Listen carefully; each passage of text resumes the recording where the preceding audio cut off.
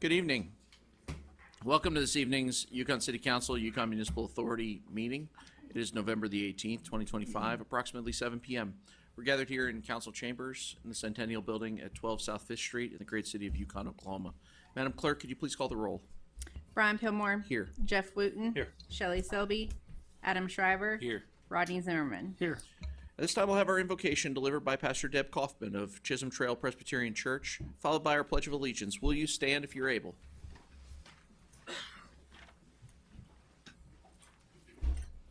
Everyone, please bow your heads. Dear Heavenly Father, we come to you this evening to ask for your continued guidance in our lives. We ask that you wrap those of us who are battling health concerns in your healing mercies. May we bring to you also our request for healing for our country and our world. Direct our actions to be those of love and compassion in serving you. Please protect our military and first responders as they go out and do their jobs, humans and animals. Thank you for the individuals who are willing to serve our community and its governmental agencies. Give them guidance and wisdom to do their jobs well and in a forthright manner. We ask all these things, Lord. Amen. Please face the flag. I pledge allegiance to the flag of the United States of America and to the republic for which it stands, one nation under God, indivisible, with liberty and justice for all.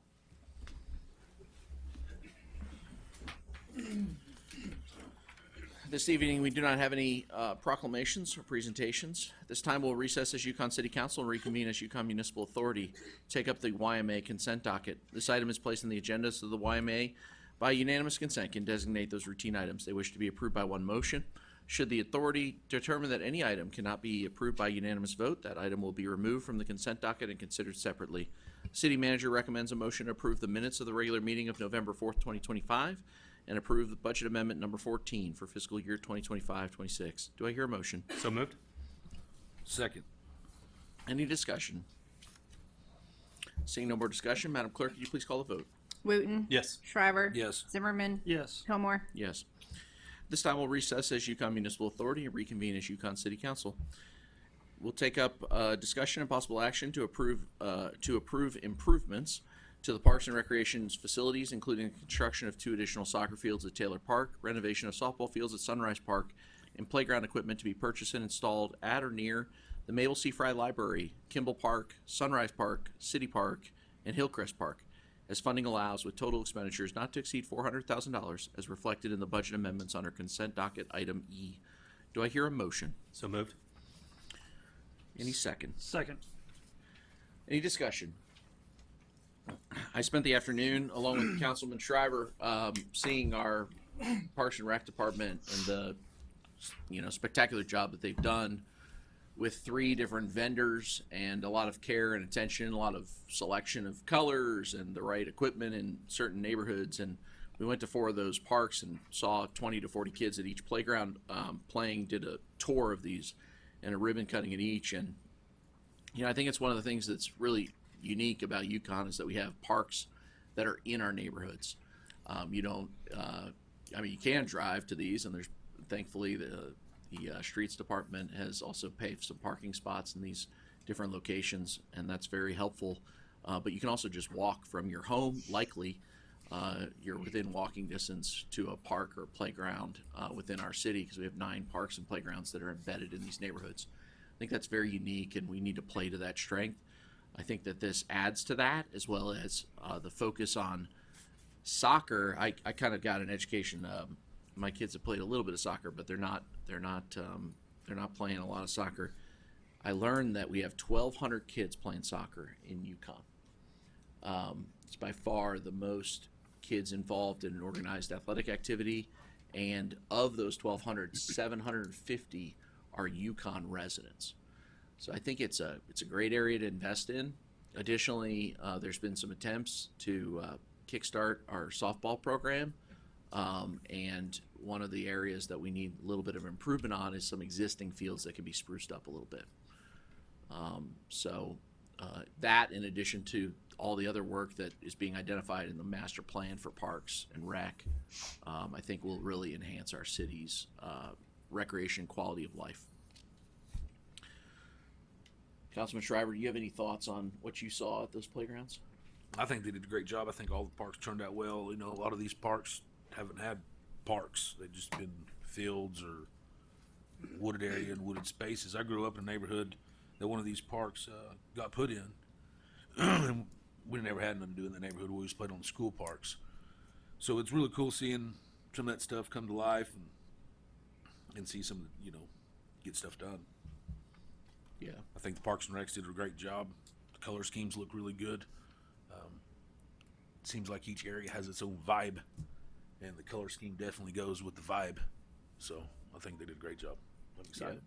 I think also the team did a nice job of making our dollars go a little further, self-performing some of the work. They installed their own the seated swing, the swings that adults can sit in to watch their kids play. Those were put in and purchased separately and then installed by our own team.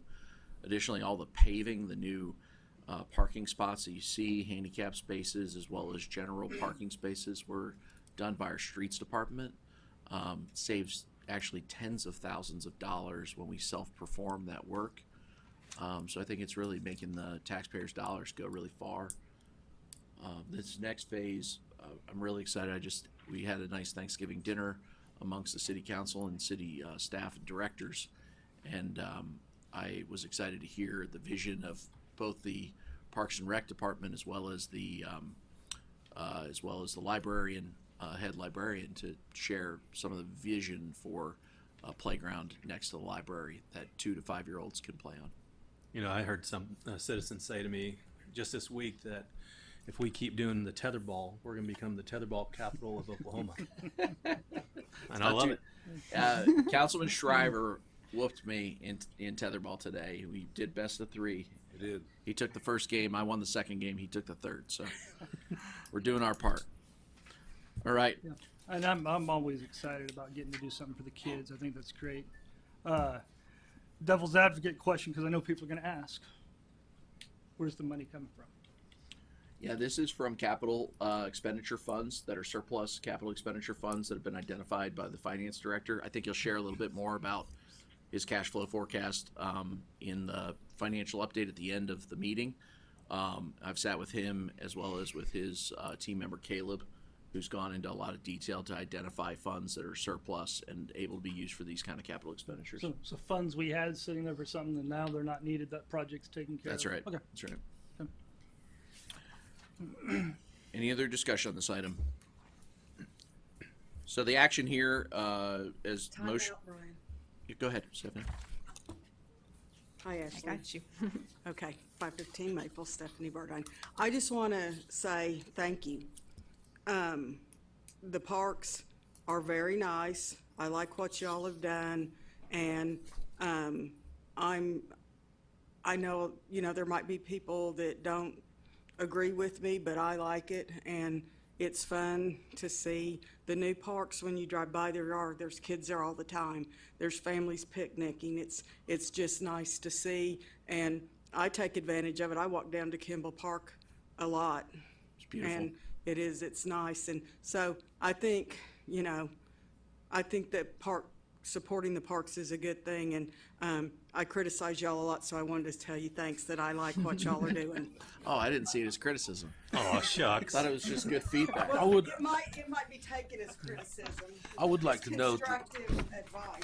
that these were done on schedule and on budget as well. So I at first I wanted to prove these to see if it's something that we could actually accomplish and stay on budget, and a task with a deadline and work as a team, give Parks and Recs a lot of rope. And they nailed it. The city nailed it. The budget nailed it. Mission accomplished on them, in my opinion. On behalf of the Yukon Soccer Club, my name is Ma'am. Jenny Penner. Oh, yeah. Sorry. Share your address, please. My name is Jenny Penner, 2412 Zion Park, Yukon, Oklahoma.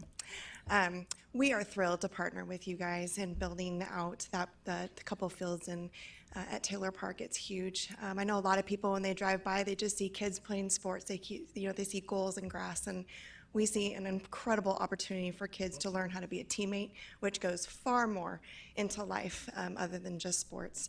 We also see coaches and parents being mentors well into teenage years and even more. So we are incredibly thankful for your partnership, the continued growth of the program, and we are so thrilled with what you have already done in the past with the new playground and then the bridge. The bridge was a huge thing, so we do appreciate it. Thank you. Thank you. So this item will be included in the consent agenda, item E. While we can take a motion to approve that item E, if we want to just pull it out of consent, was that your motion there, Vice Mayor? It's in item E of consent, so this was really a discussion item. It's your call. We can put it in. Can leave it in item Yeah, E. that's Okay. fine. Yeah. Okay. Let's just do that. So you're okay canceling your motion there? Sure. All right, we'll take that up in item E in consent agenda. All right, we have we'll take up, seeing no more discussion, we'll move on to item 7. At this time, we'll have discussion and possible action to approve a master services agreement between City of Yukon and Smiths Roberts Baldish Weiler LLC, SRB, a lot easier, for planning and engineering services in an amount not to exceed $273,866. Do I hear a motion? So moved. Do I have a second? Second. Mr. Thank Long. you. Thank you, Mr. Mayor and Council. I'll give you a brief overview. This is a master service agreement. Currently, we've been under a program management contract, working with city staff to determine where the roles are and what your gaps are that needed to be filled. There was an immediate need in the planning and community development area. Ms. Dakota Desai has been actually on site working day to day with the planning department, and that led to this first task order. The intent of this task order is to provide planning and engineering support services for community development. Essentially, we are going to provide support staff to review plans, permits, applications as assigned by the director. The city planner function will be handled by Dakota Desai, and will attend city council meetings and do staff report work, very similar to what you've had done in the past. However, she will be on site at least 2 days, if not more, based on need, and has been here on site. Additionally, through the planning director and the other city staff, we will support the development and community permit process. We're going to start with coordinating pre-development meetings. So all applicants and developers will have to have a pre-development meeting with the city staff. We will conduct that meeting. We will have an agenda. It will be the same for all applicants throughout. That pre-development meeting will determine the schedule for the construction plans. It will run in parallel with the platting process, zoning, whatever other functions that need to happen. Essentially, the planner will also provide plan review coordination. We're going to provide an on-site engineer. That will support your public works department that had been doing previous plan reviews from a technical engineering standpoint. That expertise doesn't exist anymore in public works, and we can provide an engineer on site that will actually be reviewing these plans and the process as it's going through. That's going to be critical because we want to have consistency. We want it to make sure that these plans for water, sewer, paving all meet city standards and are planned accordingly. We will also be working on a plan on how this coordination and digital or delivery of applications. Right now, you have people bringing paper copies, you have people bringing in partial applications, and we're going to work with city staff to have an online submittal of that. We're currently going to evaluate your current software versus a simple SharePoint tracking site. Ultimately, the city staff may want to look at something in the future budget year of a better software package than what you have. However, we need to have a bridge to that. And so what we will do is we will work with your building permit inspectors that are building a tracking, but we want to not have overlap and duplication of that effort. So either way, we need to get you to the point where when it comes in the front door, it's an online application, and that it is consistently sent to all of the right parties within the city. The last component is we will provide a construction inspector that will supplement what Public Works previously had been doing, and your previous city engineer. However, we're going to provide consistency. So when a project gets a work order or a notice to proceed for a development site, whether that be a subdivision or a commercial development, SRB will provide an on-site inspector to be able to do periodic oversight to make sure that the project is built per the specifications. Next week, we're going to have a final inspection on one of the subdivisions. It's one that's been completed. It probably has been a process that's been approved already, but we're going to, the developer and the contractor have agreed to go through a process with us. So we're going to actually conduct one. And that way, hopefully, we can set a tone for how this will be done in the future. I think that's about it. But the last part on that is we'll also set a schedule for maintenance bonds, because when infrastructure is turned over to you, there's a maintenance bond period. And we found there's been gaps on whether or not people have been doing the maintenance bond inspections.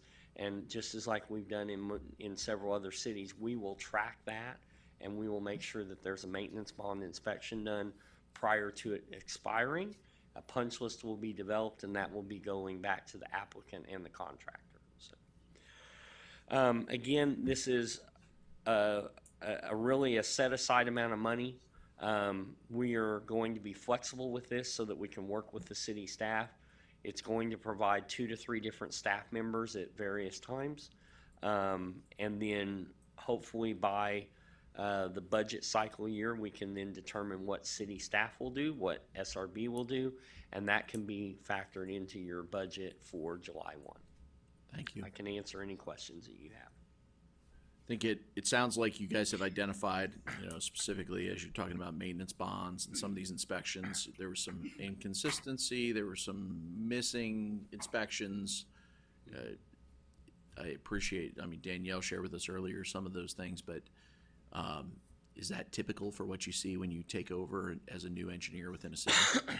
It depends. I think we've got a couple of clients. They've had as much turnover as you have here in the city of Yukon. You've had building inspectors leave. You've had a loss of institutional knowledge in public works. All of these things can happen. A lot of the times, public works can support it from a constructability standpoint, but right now they don't have enough staff to be able to keep the infrastructure going right now. Mm-hmm. It's easier for us to put an engineer embedded, and then while you wouldn't necessarily need an engineer to run the process of applications, but for right now, we want to actually have this engineer making sure that what those applications are coming in are complete, so that we're not losing time, and then we want to work with the city staff that's existing in place. Good. That seems like a much better process.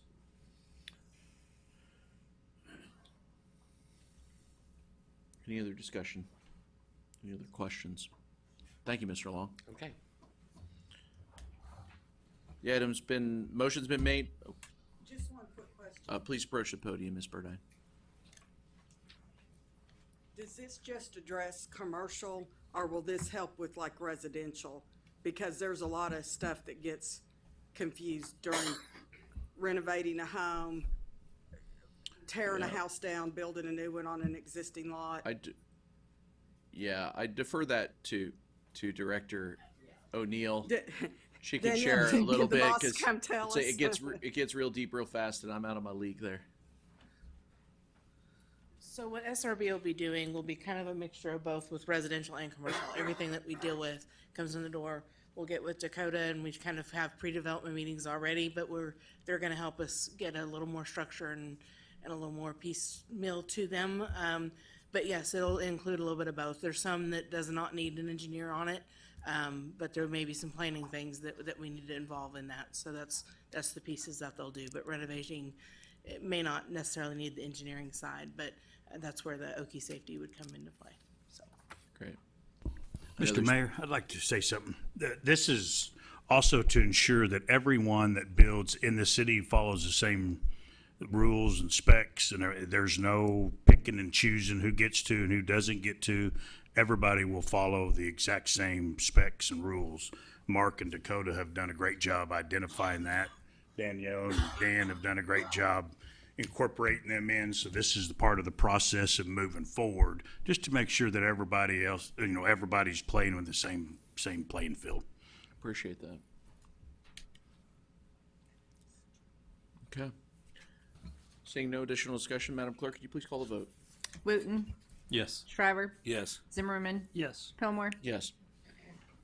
At this time, we'll take up the Yukon City Council consent docket. This item is placed on the agenda so the City Council, by unanimous consent, can designate those routine items they wish to be approved by one motion. Should the council determine that any item cannot be approved by a unanimous vote, that item will be removed from the consent docket and considered separately. City manager recommends a motion that will approve the minutes of the regular meeting of November 4th, 2025, the minutes of the special meeting of November 7th, 2025, payment of material claims in the amount of $1,701,498.98, the 2026 City of Yukon Boards and Commissions meeting schedules, and approve budget amendments 15 to 19 for fiscal year 2025-2026. Do I hear a motion? So moved. Do I have a second? Second. Any discussion? Seeing no additional discussion, Madam Clerk, could you please call the vote? Wooten, Yes. Shriver, Yes. Zimmerman, Yes. Pillmore, Yes. At this time, we'll have discussion and possible action to rename a portion of a city road or driveway to Gypsy Crossing. Do I hear a motion? I'd like to make a motion to name the sanitation driveway road area Gypsy Crossing and authorize the city manager to produce appropriate permanent signage to devote the roadway. Additionally, I'd like to make a move that the council have a proclamation designated Gypsy Day in honor of her memory. I'd second that motion. Councilman Shriver, Thank you. Can I say something? please do, sir. Look, I've been here, how long have I been here, Joe? I got 13 generations of family that's been in this town. My great-great-great-uncle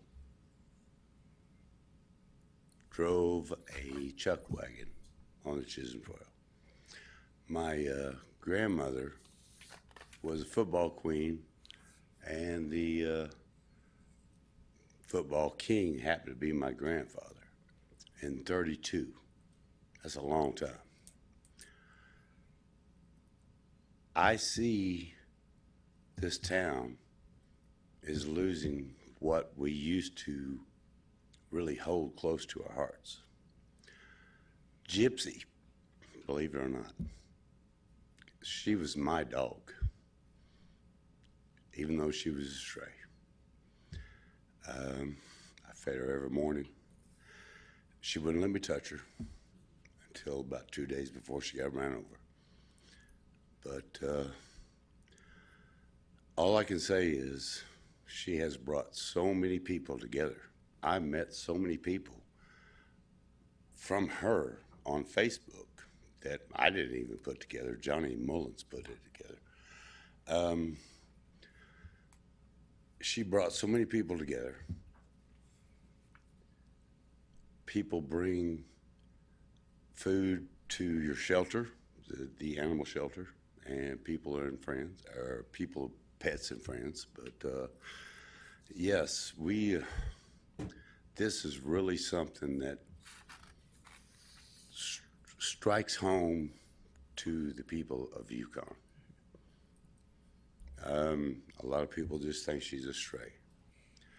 But if you go to her webpage, you will see videos of her that somebody has taken of her on probably a Sunday morning, prancing up Main Street when it's raining and This was her town. She was very, very special to a lot of people. And if we can make this happen, you're probably going to see a lot of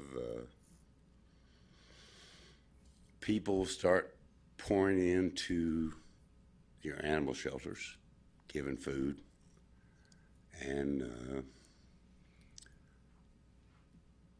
that's a big thing. I'm an animal lover. I hate to say this, but I am. So that's all I got to say. Okay? Thank you for sharing that.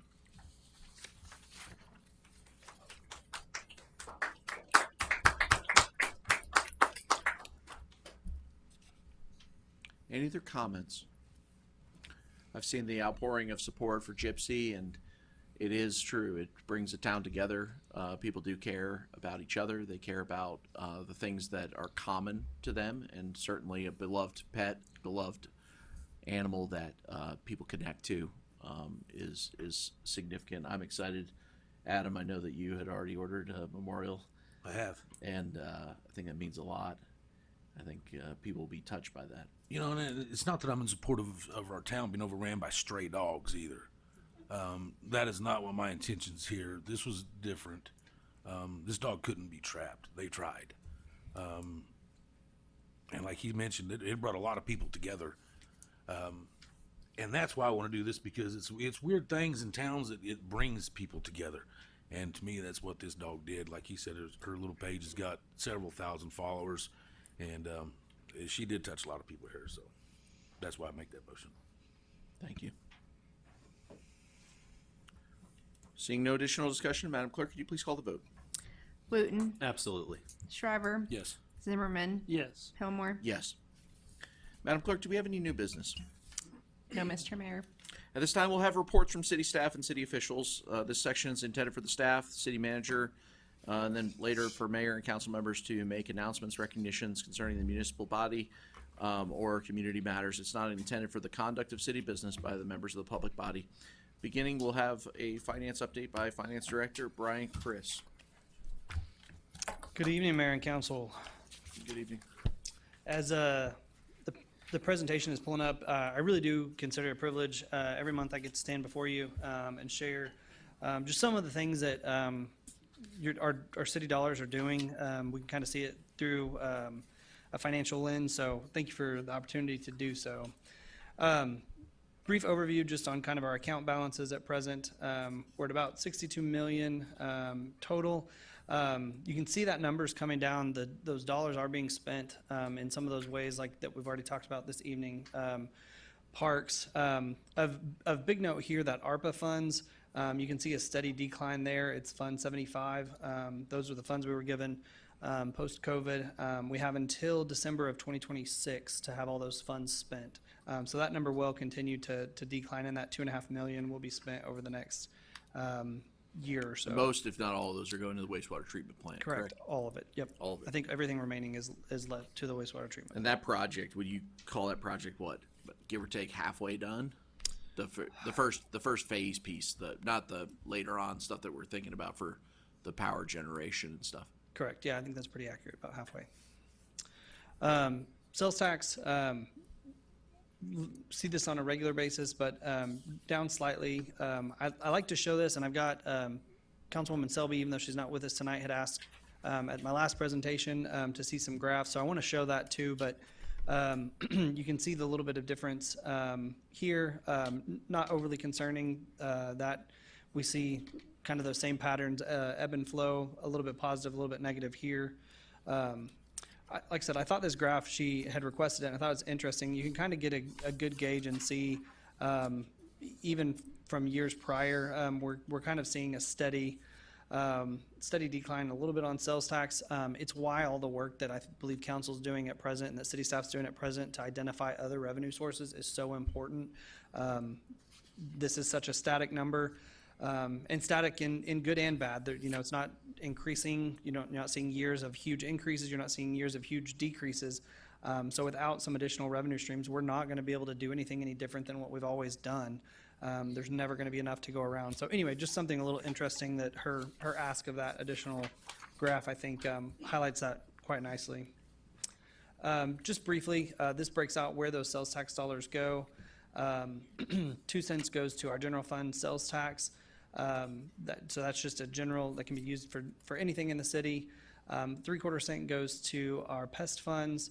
1/4 cent goes to the 2006 Capital Improvement Fund, Fund 36. That was passed. Additional 3/4 cent goes to capital improvement. That was passed in 96. And then in 2003, 1/4 cent goes to the Yukon Reserve Fund, and that's just a general fund reserve.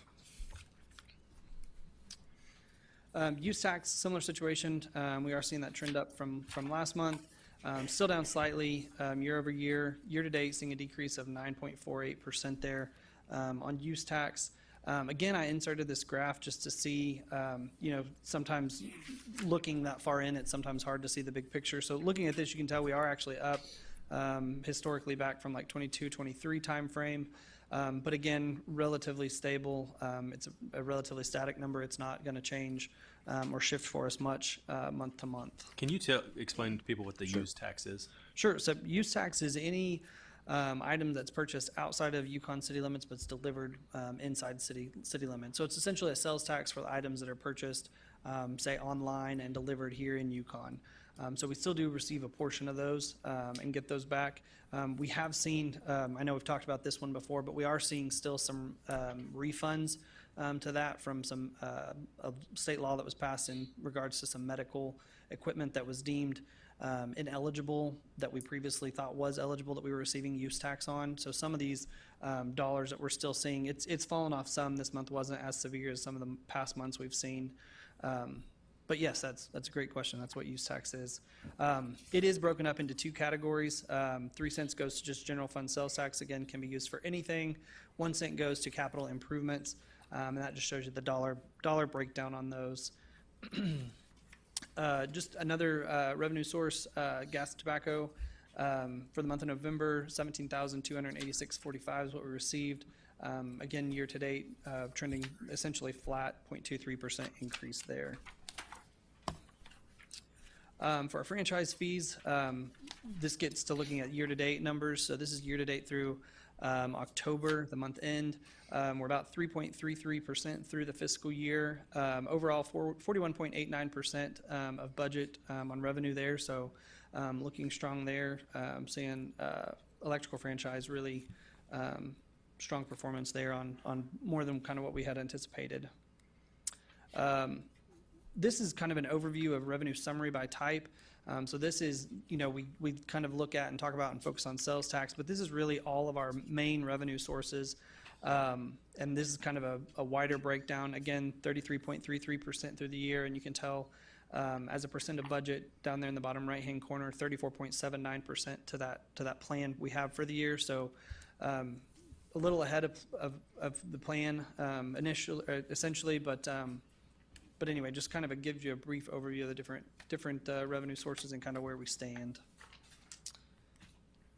So general fund expenditure summary, now we're on to the expense side. So this is just general fund departments, again, through the end of October.